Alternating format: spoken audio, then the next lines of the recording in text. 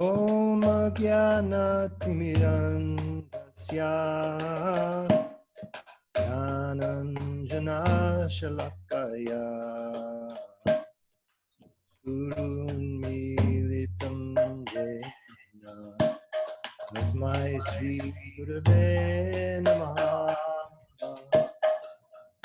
Namaha Om Vishnu Padaya Krishna Prestaya Bhutale Srimate Bhakti Vedanta Samiti Namine Namaste Sarasate Deve Gauravani Pacharine Nirvishesha Shunyavadi Astya Deshatarine Jai Shri Krishna Chaitanya Prabhu Nityananda Shri Advaita Gadadhar Shivasadi Gaura Bhakta Vrinda Jai Shri Krishna Chaitanya Prabhu Nityananda Shri Advaita Gadadhar Shivasadi Gaura Bhakta Hare Krishna, Krishna Krishna, Hare Hare, Hare Rama, Rama Rama, Hare Hare, Hare Krishna, Krishna Krishna, Hare Hare.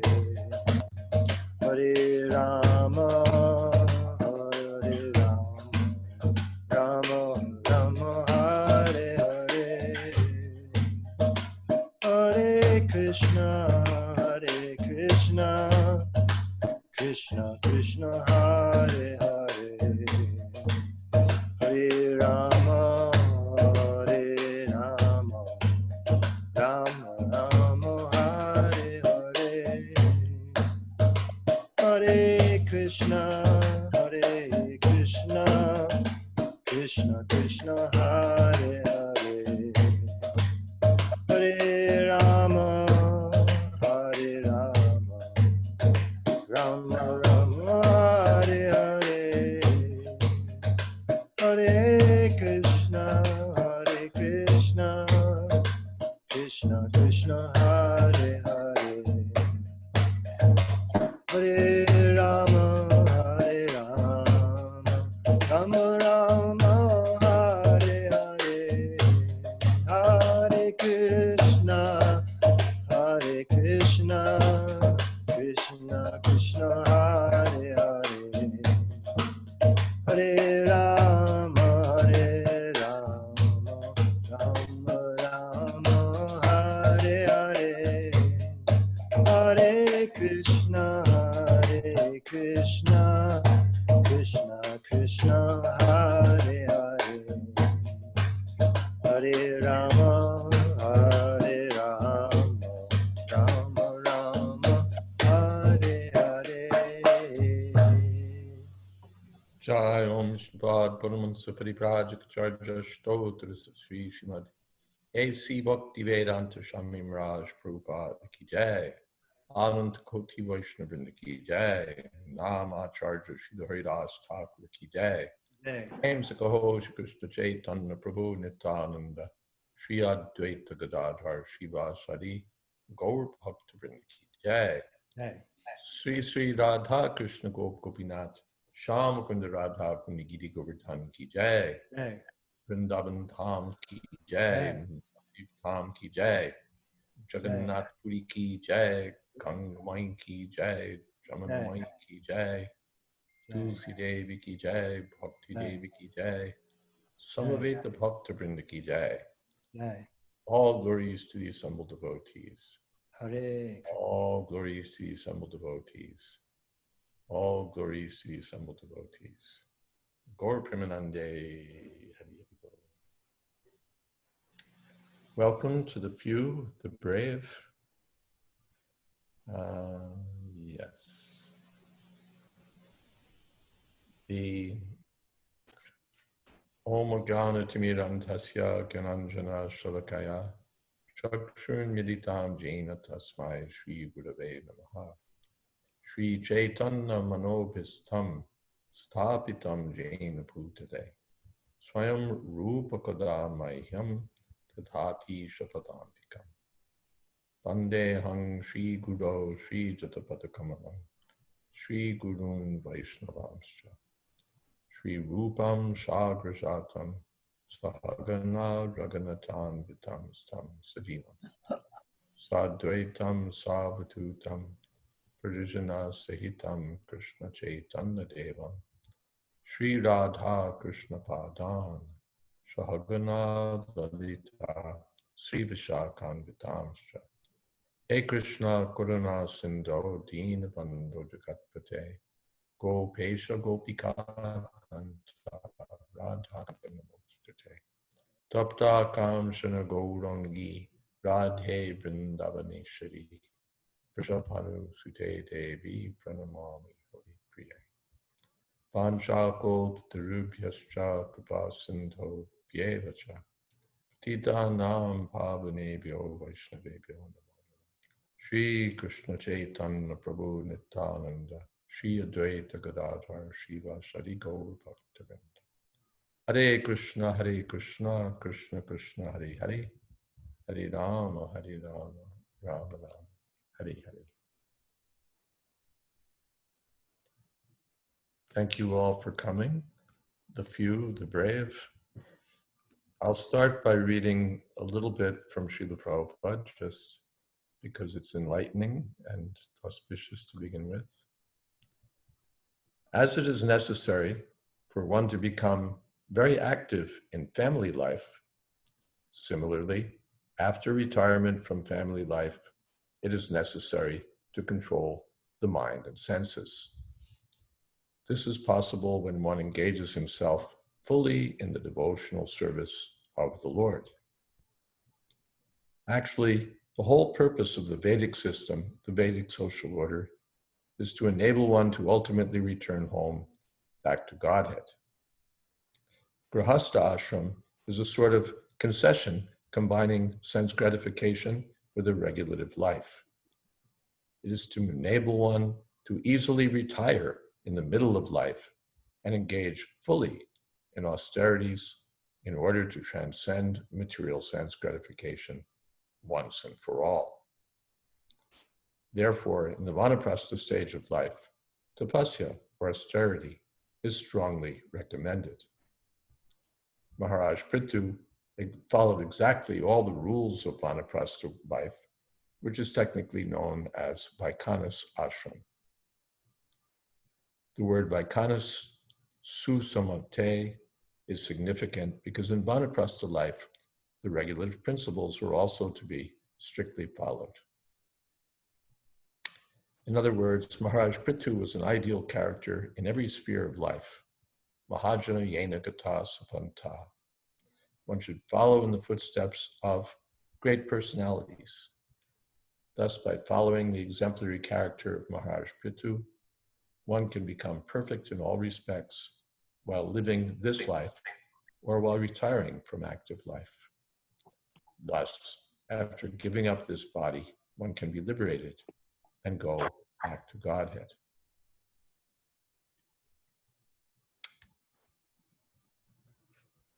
Mm-hmm. There's one more quotation I'll read, maybe. This affection is the very hard knot for being bound up in this material world, this affection.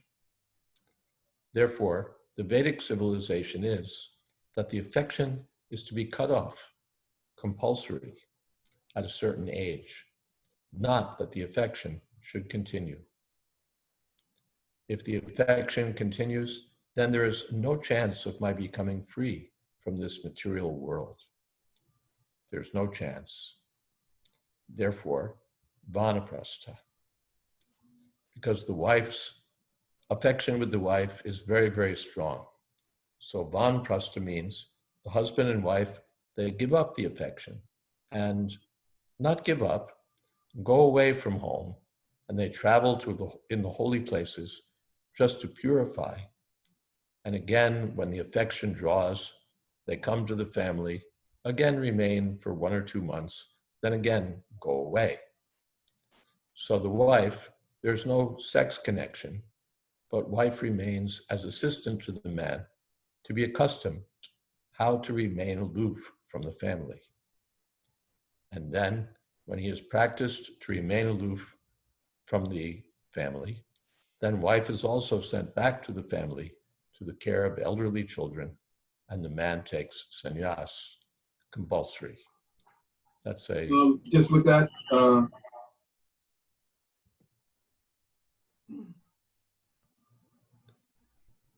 that's a lecture October 21st, 1974 in Mayapur on Bhagavatam 1.8.41. So, welcome to Apurva and Kamalini. And a whole batch of people here. Thank you for coming. I thought we'd do several things in today, and we'll see if we continue. One is, I thought that I've done a lot of talking, and I thought I would invite reflections and contributions from you. Rather, I'm not the only show in town, so I thought I would give an opportunity for others to speak and offer their reflections. So you might be thinking about what you might like to say. That's one point. The second point is I had 3 items that I thought would be, they're like action items that those who are serious about the Vanaprastha ashram could adopt. The first is, in your regular reading and hearing, just notice the things that Srila Prabhupada says about retirement and Vanaprastha life. There's quite a lot. It keeps coming up again and again. So just notice it. Just notice it. Then the second point goes along with that. Consider what Srila Prabhupada says. When you notice these statements, consider what those statements might mean to you, how they might apply in your own life. That's the second point. Think about it. Notice it, and then think about it, consider it. And the third point is to act, to do the needful, as Srila Prabhupada would say, to bring your life always closer and closer to the understanding that you've reached in point 2. By considering Srila Prabhupada's statements, you'll get some realizations, you'll get some understandings. And then the third point is, well, to act on those understandings, gradually, or quickly, to bring your life more and more in sync with what you've understood from Srila Prabhupada's teachings. That's it. Any comments or questions so far?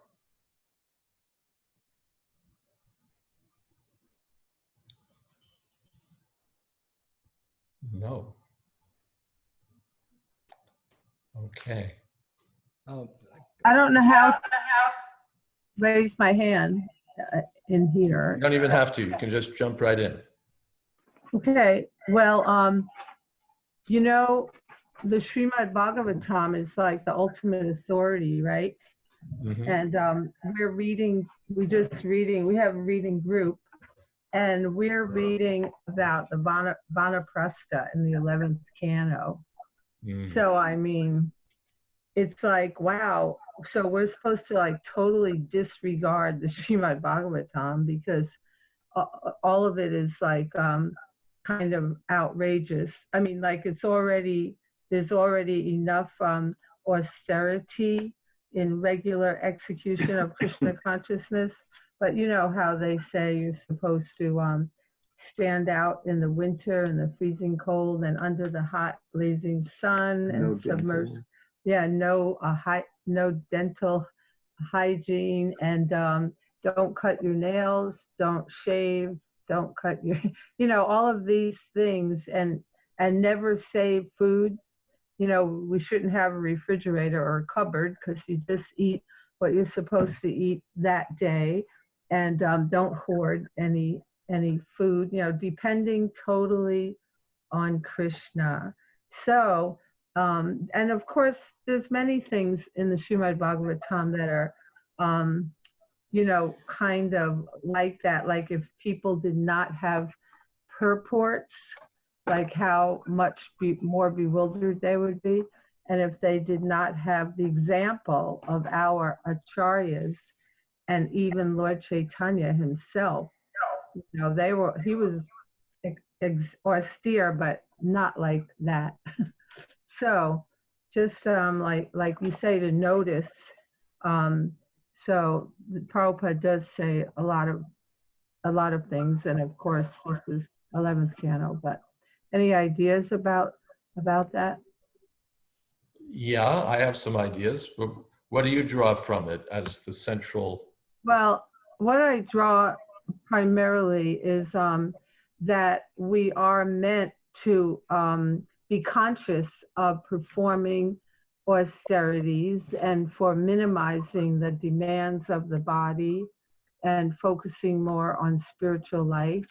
And also, though, the example of Srila Prabhupada and Lord Chaitanya and his associates, we don't hear of them doing these things because preaching is like, you could say, the austerity for this day and age, and specifically for followers of Srila Prabhupada. That's what he was emphasizing. So Great realizations. I wouldn't have said anything better. The central point, as you said, is to accept austerities, that not to live comfortably and what's the word, complacently, but and that the best austerity is preaching. There's preaching. If we're not able to preach, our health doesn't permit, or whatever, there's chanting, there's hearing, there's preaching. This is what we're meant for, not for sort of ending our days in comfort and complacency. Thank you so much, Kamani. Wait a second. The thing is that I was thinking today about comfort because I've traveled quite a bit, and it's so much easier in a way at home, to focus on sadhana, and now with unlimited Zoom calls every day, classes, unlimited classes. And then traveling, that's so distracting and exhausting. And it entails so much socialization, which is, nice, devotee association, appreciating association. But you know what I mean, how it could be kind of an interference, although that's an austerity to me. I think when you're young, you think traveling is lots of fun, right? But in older age, it's so much easier to chant in a more solitary place and to read, what to speak of, reading, things like that, and eating healthy prasadam when you have your own facility. If you're totally dependent, only eating temple prasadam every day, I think most of us have experienced. You know, it affects our health as well. It's often too rich or whatever. Yeah. So, You raised some interesting points. One, of course, is that with Zoom and all, we can travel to all the holy places without going anywhere. We can associate with Govinda Maharaj and Indradyumna Maharaj in Vrindavan, or whoever's in Mayapur. And it's lovely. Your point about traveling is really well taken. I think, especially during these lockdown days or pandemic days, a lot of sannyasis have actually welcomed the opportunity to sit down for a while. And one of my sannyasi godbrothers was observing that travel all the time isn't always best for health, of course, or for bhajan. That sometimes to be able to travel less is more useful for the sannyasi and for the devotee and for others also. Not that every 2 days we have to be getting in an airplane and going someplace else. There's a lot to be said for you go someplace, you stay there for some time, there's a routine, there's a program, you can enlighten other devotees, share realizations with other devotees, and then move on. Not that this frenetic sort of traveling has to be the rule. Another point actually is that in the older days of sannyas, the travel from place to place was on foot, which is really a lot more, what would you say, pleasant, healthy, sattvic, everything else. You just stay in a village for some days, 1 day, 2 days, 4 days, and then you walk on to the next village. That might take you half a day, a few hours, and the walk is good for your health, and it's pleasing in many ways. Often, sometimes walking is hard also, but often it's very pleasing. And you don't have all this disturbance of the life airs from traveling up to 30,000 feet and down again and going through security 4 times and all of that kind of stuff. So that's an opportunity, by the way. The devotees who would like to travel that way, the Padayatra party is going on in India still since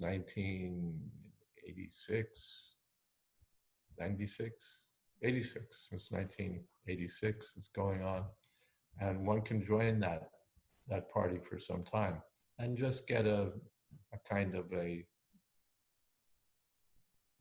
tune into that sort of way of life. That's one opportunity. When I was on Padayatra, when I was younger, there were quite a number of older people who joined in Gujarat and were traveling with that party. There was grandmothers and so on. And they had the time of their lives, really, just traveling all over India to all these wonderful places. And of course, there were arrangements and so on, so it wasn't so terribly austere, although sometimes it was rough. So that's another mode of travel for those who are inclined. But I like your point that there's something to be said for not always roaming. And one mode of Vanaprastha life is just go to one place and sit down. Go to a holy place. Go to Mayapur, go to Vrindavan, sit down there for a while. As Prabhupada said, if there, sort of the family draws us, there's some family concerns, all right, we may attend to that and then come back. Of course, when you're in Vrindavan and your family is in North Carolina, you may not be going back and forth all that much. But the idea is there that this is one way of Vanaprastha life.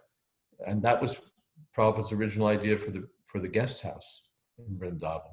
It was meant for the Vanaprasthas so that they could retire from family life, stay in Vrindavan, chant Hare Krishna, soak up the atmosphere of Vrindavan.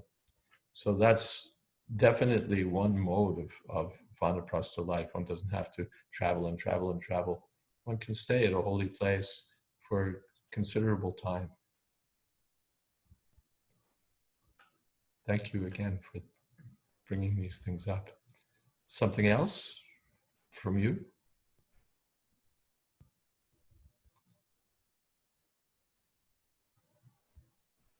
Or others? I'd like to invite other devotees to share their thoughts, their reflections. We've been talking about these topics now for quite several weeks. And I'm ready to retire, you know. I was, Maharaj, this is Yes. Panchavadas. I was thinking about what the excellent points that Mother Kamalini was bringing up. And I was also thinking about what are seemingly extraordinary examples of renunciation and self-abnegation and so forth. And just thinking about how there's this oft-repeated pattern in Bhagavatam, which speak of Bhagavad Gita, and so forth, of we're being given the examples of ideal practices or persons of paramount virtue and paramount devotion.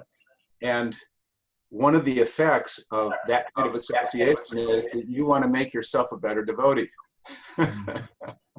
One way or another, you think, wow, look at the amazing example being given by this Vaishnava, you know?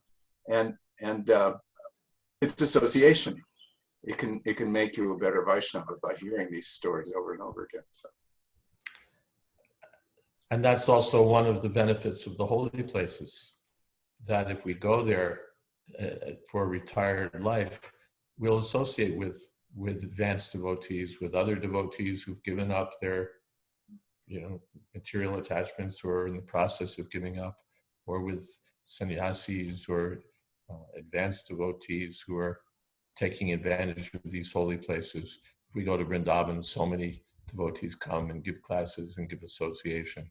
Similarly, Mayapur or other places also. So it's not just for the physical place, but it's that association.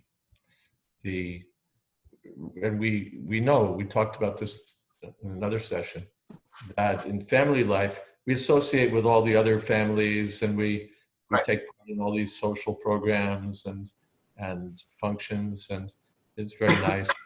But in the retired life, now we can associate in a different way, associate with others who are sort of done with that, who are also retiring, or associate with those who are the brahmacharis, the sannyasis, or anyone who's sort of done with social life and is focusing more on chanting and hearing and serving or preaching.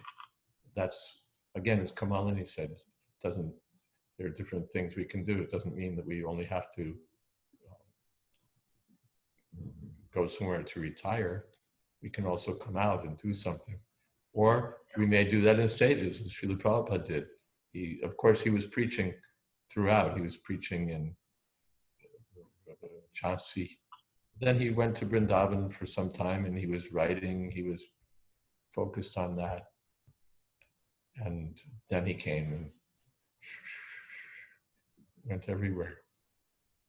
So it's, again, this theme that you take it seriously, hear the instructions, notice them, reflect on them, and then begin to act. And the more you follow that line, the more Krishna informs you. All right, what about this? What about that? Or he arranges things. You get an invitation somewhere, or something falls apart, or whatever it may be. Krishna circumstantially helps, and he helps from within the heart, so that the person serious about going back to Godhead can successfully complete the program. Yeah, and that's another thing that I've been thinking about in terms of this series of talks is that because I like others shy away from the reversals, but reversals come anyway. It's not that your allotment of reversals isn't going to show up simply because you're able to hide away in a comfortable home. They come anyway. The whole world is in one grand reversal right now because of a virus, because of something people can't even see. So to think that that we shouldn't stick our necks out for Krishna because something bad might happen, it's not taking the chance that we actually should take. Nothing ventured, nothing gained. Right. Yeah. And there's no security at home. There's it's not that everything will be safe and sound and hunky-dory, as they say. Right. So many reversals can come. And that in itself is a kind of reversal. That I'm stuck at home and just sort of plodding along and not making the progress that I'm meant for. Yeah. So that in itself is kind of fortune. Yeah, Vidura had pretty strong words for Dhritarashtra in that regard. He did. He did. More? Are there some more thoughts that we could bring forth? Some reflections from devotees? Yes, come on. Well, on a different subject, I know how you often speak about how we should cultivate a an environment of caring for the elders and all, and how our children haven't really been trained that way. And even in America, many grown children are still taking money and help from their parents. They're not helping their parents. But I came across this one verse that I thought you would like. It's description of the Varnashram system and chapter 17, canto 11. And Lord Krishna says to Uddhava, just as a ship rescues those who have fallen into the ocean, similarly, I very quickly rescue from all calamities those persons who uplift brahmanas and devotees suffering in a poverty-stricken condition. Yeah. Krishna, very, very nice. Thank you for that. You're welcome. He's when Krishna was, let's see, I think when he was talking to Vasudeva after killing Kamsa, he was talking to Vasudeva after killing Kamsa, if I remember, and he was sort of apologizing for not having been able to serve his natural parents because he was away in Vrindavan. There's a quotation, or there's a statement by the Lord, that anyone who's able to take care of his parents or elders, Brahmins, and so on, and fails to do so, is a dead body, although breathing.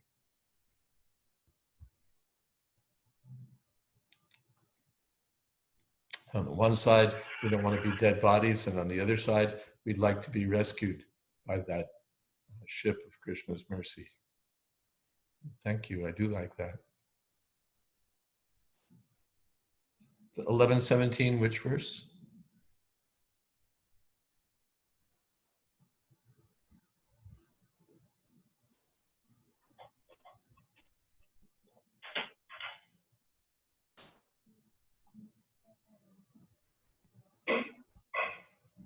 We know it's there.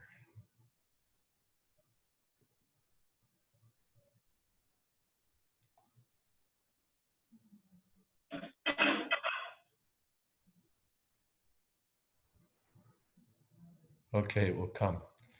Are there other thoughts or reflections that you'd like to volunteer? You're on, Yogi. Oh, devotees. Can you hear me, Maharaj? Yes. Okay. I'm really interested in doing the right thing, and so I was discussing taking a Vanaprastha at some point, my husband and I was talking to some of my friends, devotee friends, and right away they assume that there's a problem with our marriage, and and and they actually, I felt very discouraged. It's like I couldn't really express how I feel, and it was very discouraging talking to devotees about it. Well, of course, you're not exactly in the renounced family capital of the devotee world. The one thought, of course, is like there is a problem with your marriage. You're both going to die. That problem is there. It's also a problem in your friends' marriages, which perhaps they're not, what shall we say? Conscious of. Well, not giving attention to, yes. This is the problem, that we're all going to die, and then our family life will be totally finished. And if we're just attached to family life instead of Krishna, what a failure, what a disappointment, what a waste. So it's good that we're serious about family life, responsible in family life, but then at some point we want to move on. And I think there are, what can I say? It's unfortunate, or it's to be expected, really, that devotees will, maybe that's, what shall I say, that this is a reason for this seminar, that this culture, this understanding, this direction is just not so widespread, not so well cultivated in ISKCON. We go as far as saying, yes, we want to be in the association of devotees. I think I'd like to move to a devotee community, which is wonderful.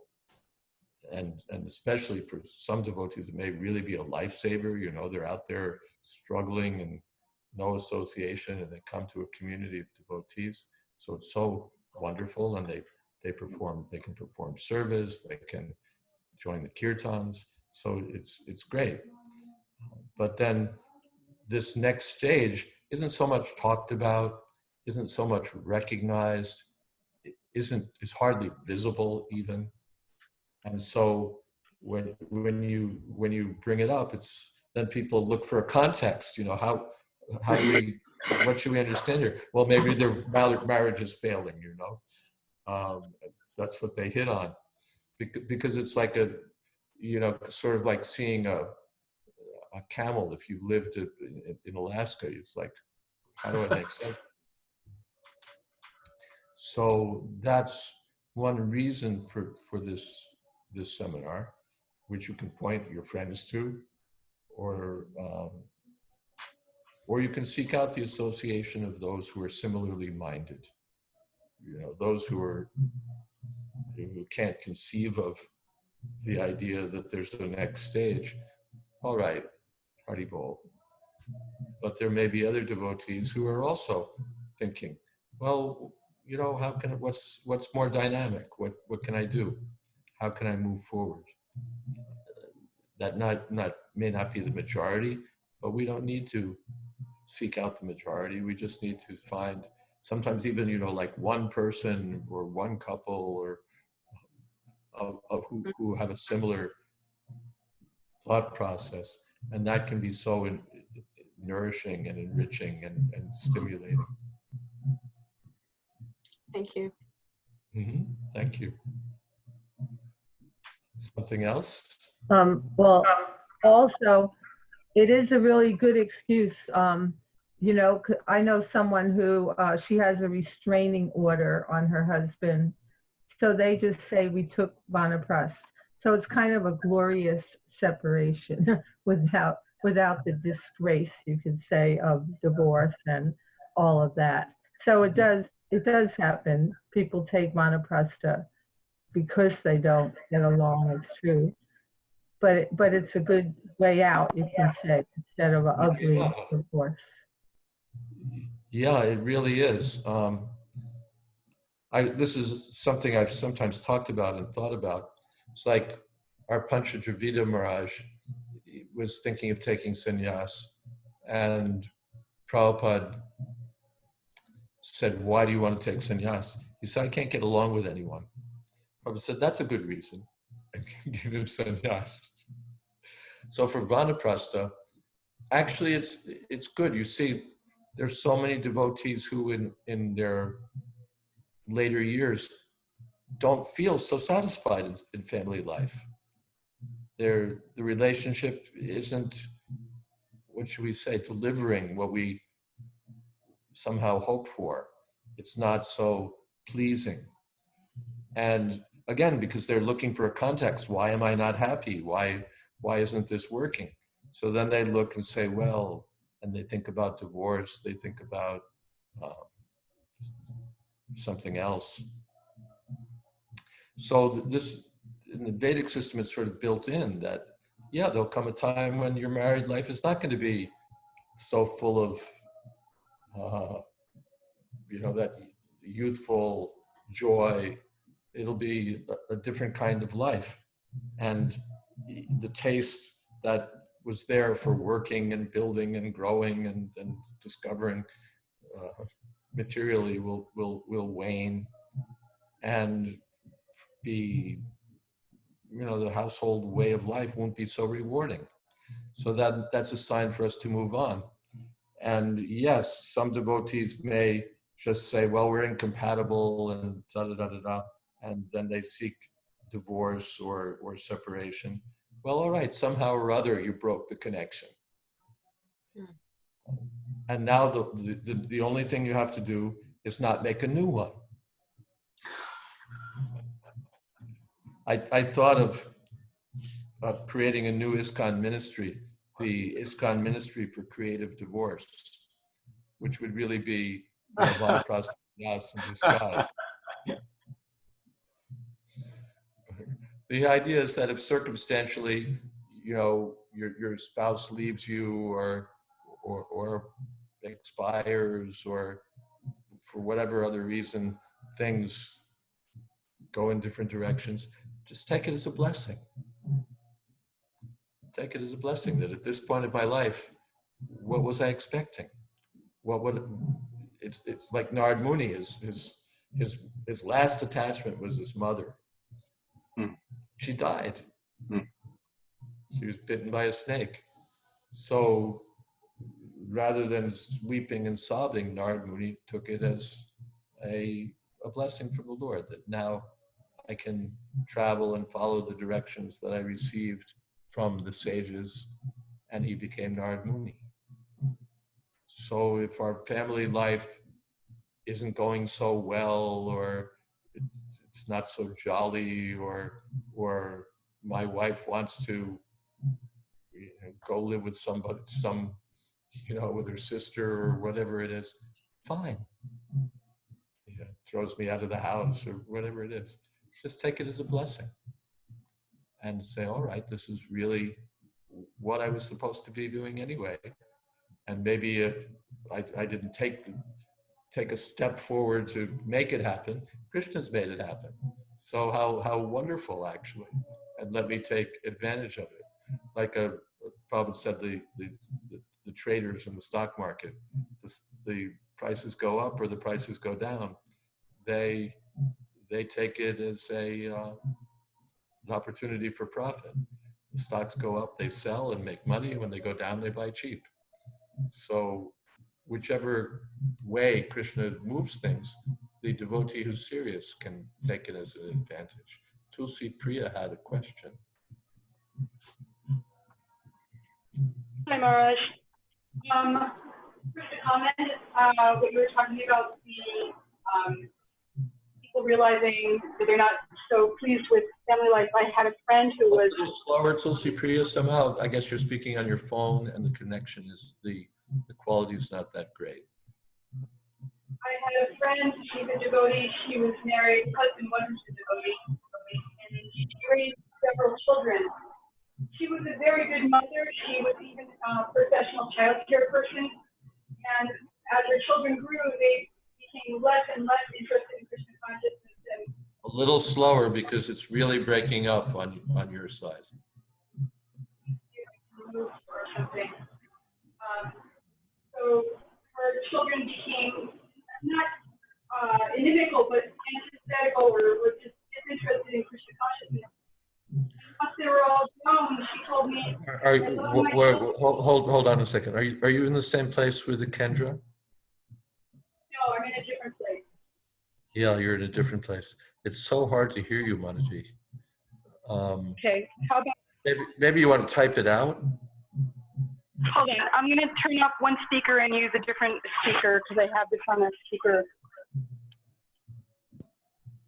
Okay, let's see if we do better. How's that? Can you hear me now? Much better. Okay, sorry about that. So I was saying my friend whose husband was a non-devotee, she was a nice devotee, very involved in the temple. As her children grew, they became less and less interested in Krishna consciousness and were living their lives, in a way that she didn't approve of. And she told me, I love my children. I'm very happy. I raised them. I'm glad if they're doing well. She says, but I'm sorry I had them. And she was just disappointed deeply. And I thought, wow, that's quite the impetus. But unfortunately, her husband wasn't a devotee either. So anyways, that was just something that you said made me think of that situation. My question is, when we're talking about the end of life, I seem to recall reading something that Prabhupada said that I think maybe somebody was very ill or something like that. They had a terminal illness. They were in a lot of pain. And Prabhupada said that if a person didn't want to live anymore, they could simply fast until death. And I was wondering if that's something that I don't know if you've heard of it, but if you think it's appropriate for when people are very old, sick, and tired, that they don't have to necessarily wait as long as they might have, that they can take matters into their own hands. And at least can people who are sort of reaching the end take matters in their own hands, fast to death and so on? A good question.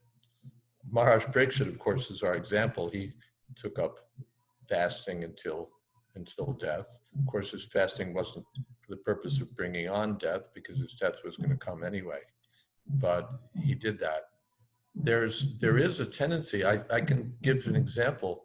I had an uncle, my mother's sister's husband, who was not spiritually inclined at all. But in his last days, he just didn't want to eat anymore. Didn't want to drink. He'd had it. He was this condition and that condition, and at a certain point, he just said enough and let me give up eating. Let me die. And then, of course, his daughters came. Oh, daddy, please. But actually, it was the right decision. Why should I somehow or other just struggle on? It's not, as Prabhupada used to say, not required. At a certain point, one can do this. I had a paper written for me by one devotee who was something of a Vaidya and who gave me some scriptural things on this.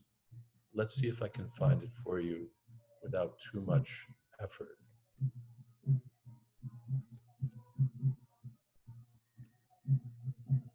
How about that? Came up right away. Prayopavesh, which means basically fasting to death. Let's see, coming up. Nice kirtan in the back.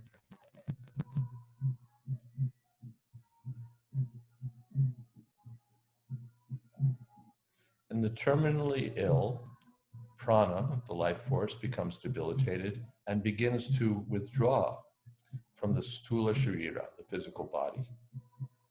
In most patients, this gradual retreat of prana is accomplished in an orderly fashion, with the life force withdrawing in set ways, from the periphery to the center, from the less vital to the more vital organs, and from the lower torso toward the head. Once prana has retreated from the physical body, the karmendriyas, the active senses, stop working. Then the second stage means withdrawal of prana into the sukshma sharira, the mind, intelligence, and false ego. And when prana retreats from the gyanendriyas, the knowledge-gathering senses, the patient loses awareness of the external environment and sinks into unconsciousness. I'm just reading along here. It's been a while since I've read this, but I think it's interesting, and it will get to the point. In the third stage, prana withdraws into the karana sharira, the causal body, consisting of ahankar. Because even the subtle body is incapable of exerting its organizing influence over the physical body through the prana, the four elemental states of matter begin to disintegrate. The bodily tissues lose cohesion, and the patient experiences a corresponding loss of body consciousness. Then the tatus, the bodily tissues in the liquid state, disperse, and so on and so on and so on. Ayurvedic practitioners aware of this orderly process can be helpful to patients and their families, assuaging their fears and reassuring them of the immortality of the jiva. Of course, palliative measures can be taken. Okay. Skipping a little bit.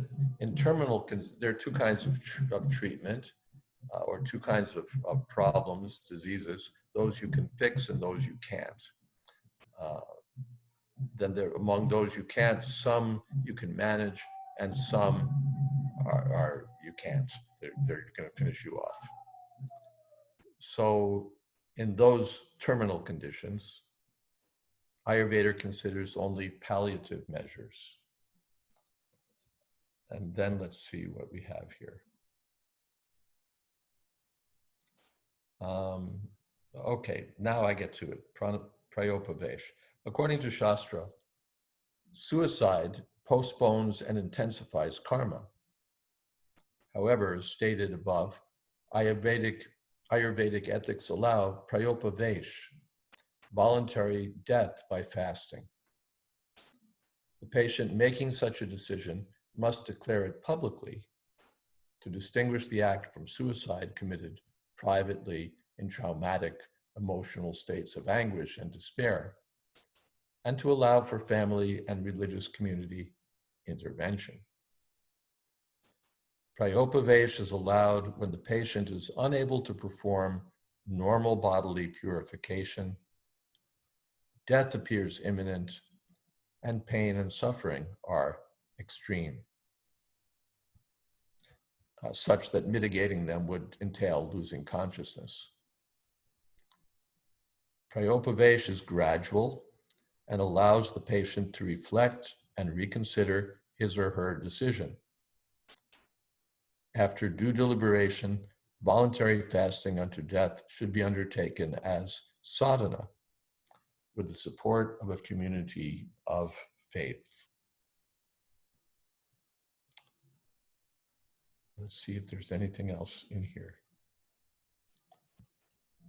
There are various other things.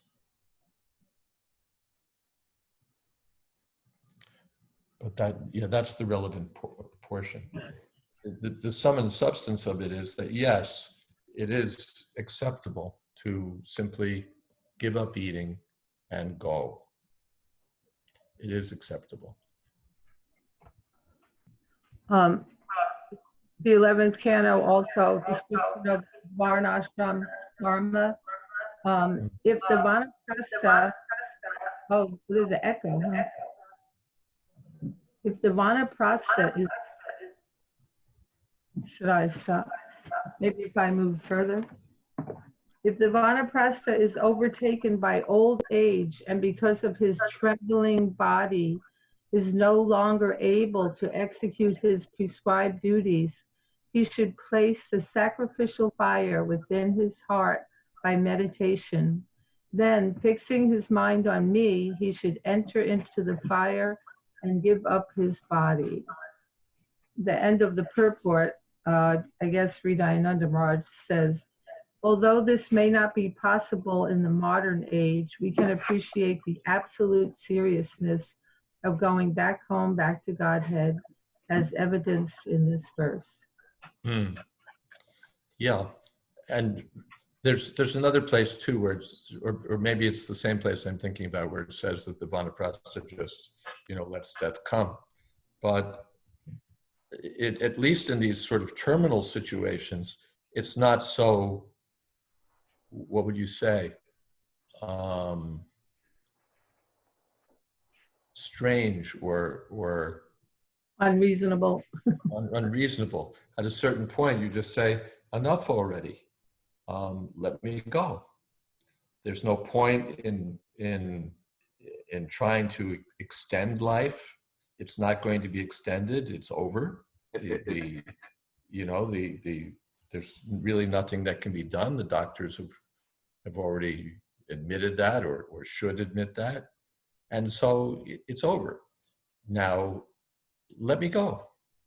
Why should I eat? Even Prabhupada in his last days, there was a sort of a tug of war in one sense, or a loving tug of war between Prabhupada and his disciples, where Prabhupada sometimes you didn't want to go on eating, didn't want to go on drinking. He would sometimes say, don't force me.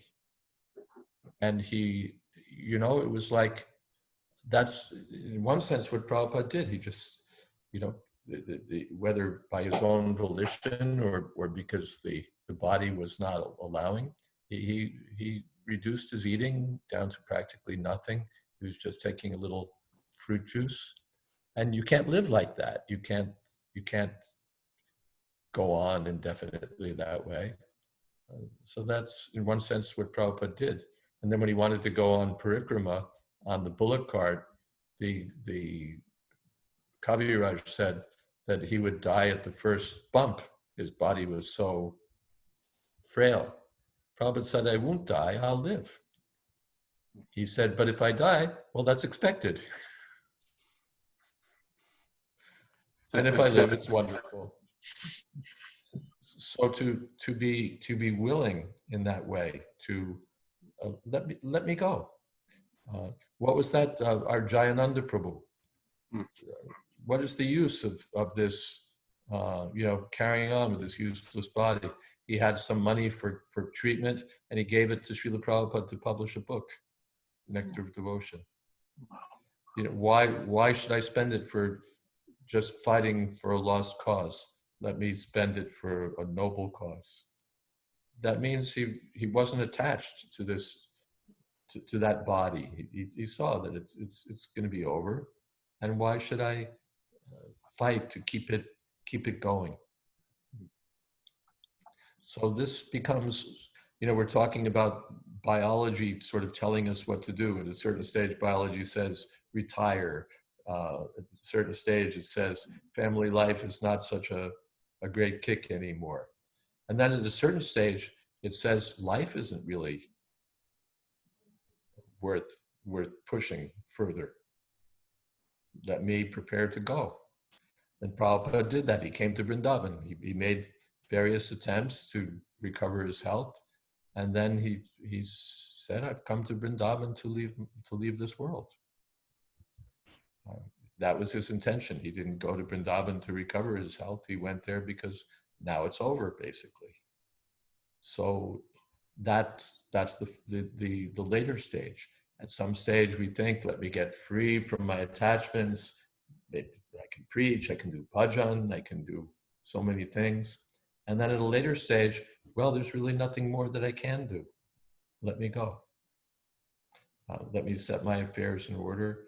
Let me give up my last attachments. Let me say my goodbyes. Let me go. So that's because we have to go. So rather than going kicking and screaming, we can embrace it. Krishna's kalosmi lokakshaya krit pravito. I come as death. So all right, if you've come, I accept your presence, and I'm ready to go. In that way, Dhruva Maharaj stepped on the head of death and entered Vaikuntha. We're just about out of time. Tulsi Priya has a question, a follow-up question. Quick question. Would that sort of, I can understand based on what you're saying that it's, the body is starting to break down. It's understood that it's hopeless. There are conditions where the body can go on for a while, but life is not what we expect. Like I'm thinking of Alzheimer's. I've joked with people that if I got diagnosed Alzheimer's, I'd get on a plane, go to India and go for a swim in the Ganges and not come out. But I don't know if that's appropriate or if you're just supposed to tolerate the situation and everybody else around you also has to tolerate it. It's an interesting question. That does sound like suicide. I've thought of such things myself. It is interesting to, not just interesting, it's something to think about. What would I do in such a state where in one sense it's worse than death, or where you can't, even the mind doesn't work, you don't even know who you are, what would you do? So as far as I can understand, suicide is not acceptable. One just has to put oneself in the best possible situation so that he'll be hearing the holy name of Krishna, be surrounded by devotees. That's what I would understand. Although, yeah, that's what I would understand. Thank you. That settles the question for me. Also, if you have Alzheimer's or dementia, you probably won't remember that you made that declaration to begin with. Yes, that's also there. That yes. True, but sometimes people get diagnosed early because things start slipping. Yes, that's also. Thank you.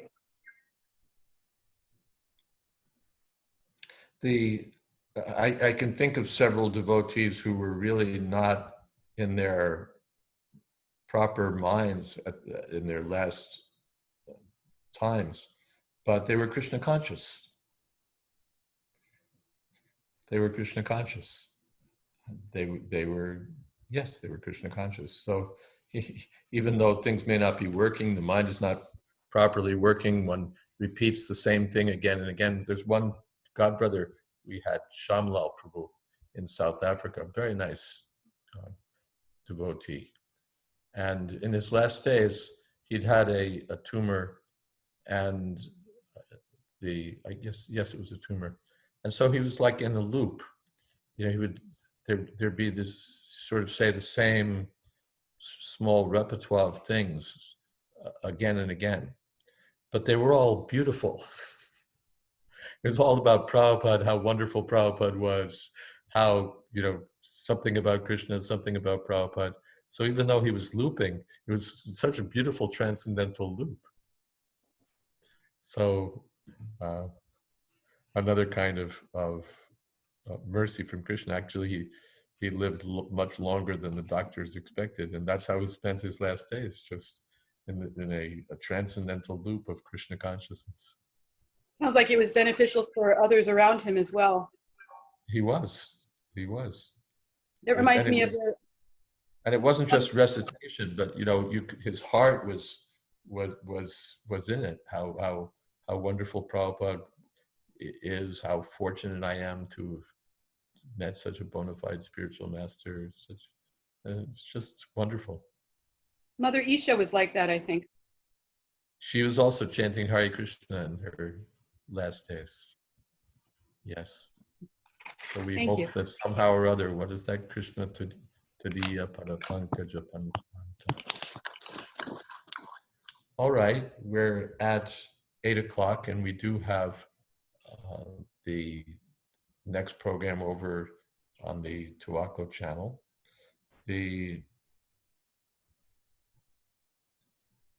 Shall we meet again, or shall we bid goodbye?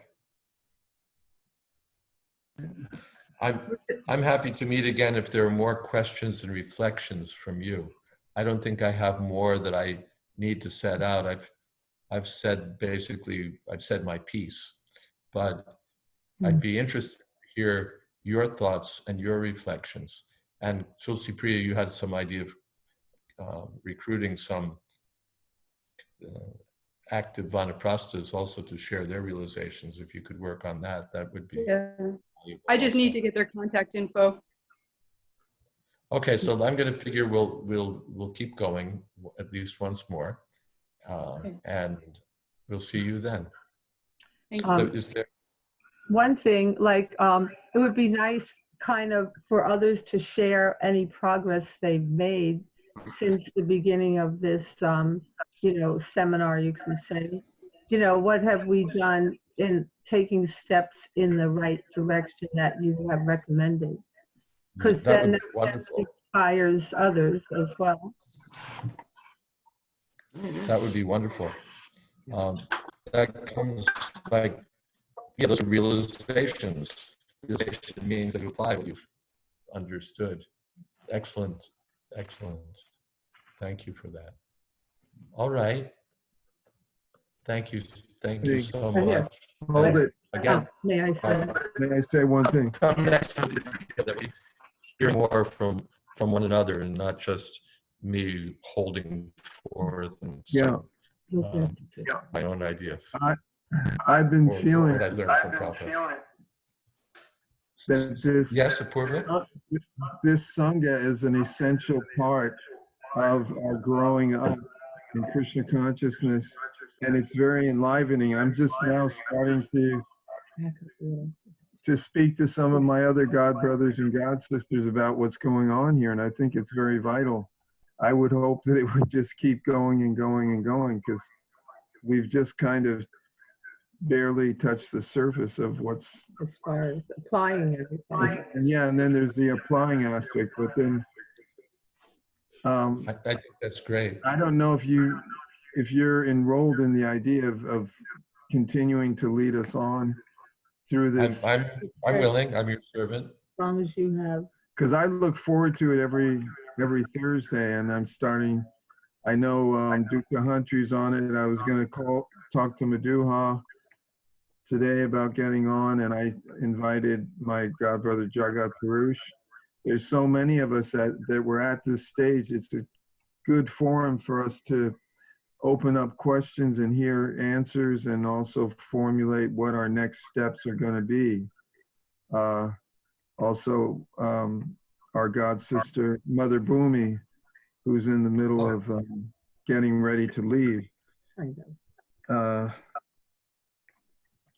We were hoping she would come on. She's at a very crucial point in her life. All right. Ananga Manjari speaking now over there in New Jersey. Everybody. Well, let's go, and we'll come back. And I very much appreciate what you've said, Apurva Prabhu. I liked taking that sort of direction. So let's meet again Thursday, and now we'll go hear from Ananga Manjari. Thank you. Thank you all. Hare Krishna. Hare Krishna. Thank you, Maharaj. Thank you. Hare Krishna. Haribo. Thank you, Maharaj. Thank you, Lakshman. Everybody. Hare Krishna. Hari Hari.